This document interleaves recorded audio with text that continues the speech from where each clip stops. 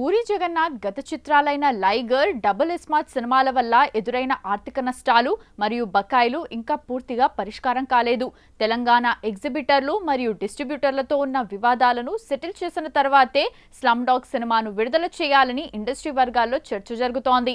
Cinema shooting దాదాపు పూర్తయి post production దశలో ఉన్నప్పటికీ డిజిటల్ రైట్స్ విషయంలో ఇంకా సరైన డీల్ కుదరలేదని సమాచారం.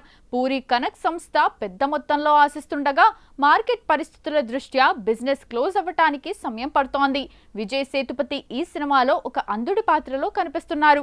ఈ పాత్రకు సంబంధించి డబ్బింగ్, విజువల్ ఎఫెక్ట్స్ విషయంలో పూరి ఎక్కడా కాంప్రమైజ్ కాకుండా జాగ్రత్తలు తీసుకుంటున్నారట.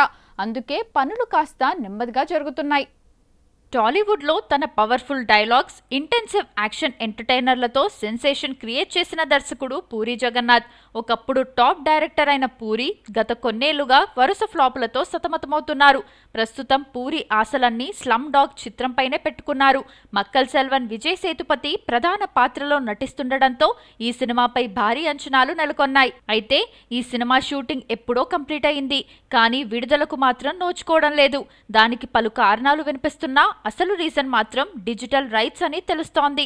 Slum dog cinema OTT deal ఇంకా క్లోజ్ కాలేదని సమాచారం. సాధారణంగా ఈ మధ్య ఏ సినిమా అయినా సరే థియేటర్లలోకి వచ్చే ముందే డిజిటల్ డీల్ క్లోజ్ చేసుకుంటున్నాయి.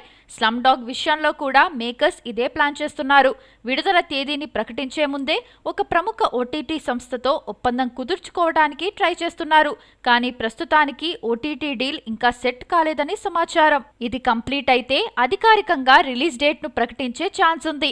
అయితే ఇప్పటికీ డైరెక్టర్ పూరి జగన్నాథ్ చుట్టూ లైగర్ నష్టాల వివాదం ఉంది.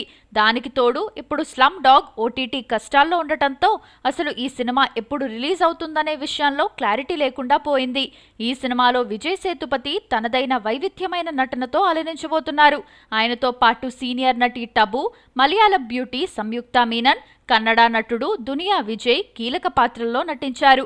అన్ని వివాదాలు సర్దుమణిగితే 2026 ద్వితీయార్థంలో ఈ సినిమాను ప్రేక్షకుల ముందుకు తీసుకురావాలని మేకర్స్ ప్లాన్ చేస్తున్నారు.